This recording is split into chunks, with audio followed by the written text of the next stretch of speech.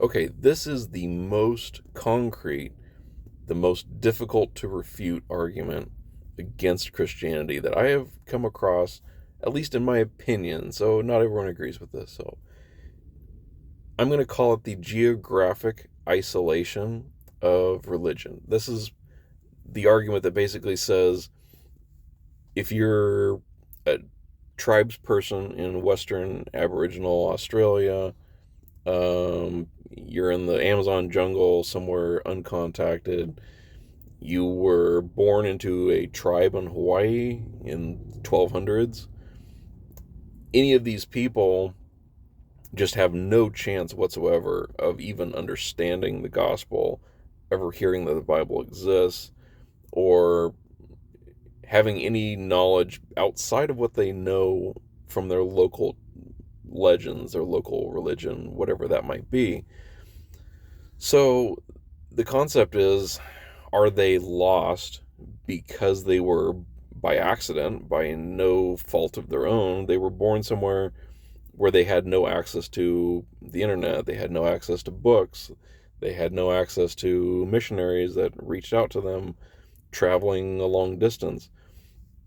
So if those people are condemned to hell, then that seems to be incredibly unjust, unfair, and it indicates that there's a God that doesn't really know that the entire world exists.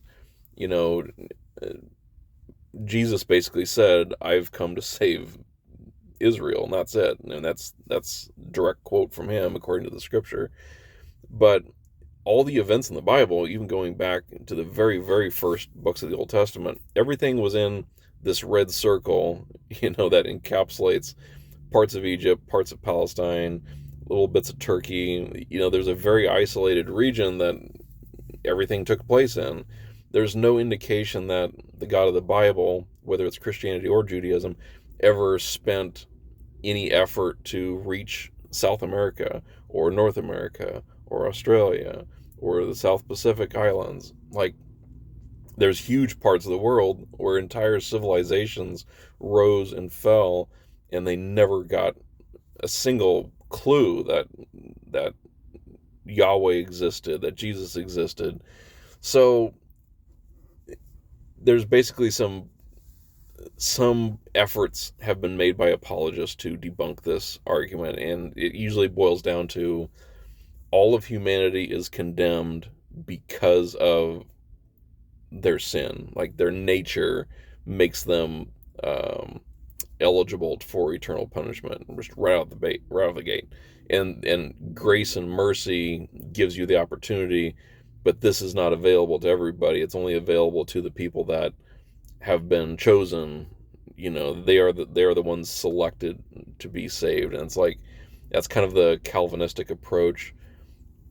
There's some people that have the concept. Now, this is probably the most charitable argument I've heard, and that is, people have the moral code in their own heart on birth, and therefore you are judged based on the life you live, based on the choices you make, and it's entirely based on the moral knowledge that you have. So if you're not aware of the Bible, if you're not aware of the gospel, then you're just judged based on the life you lived, and that's it. Which I think is probably the most rational argument I've heard. But even then, the problem with that is, why are we sending missionaries out everywhere? Why are we printing Bibles?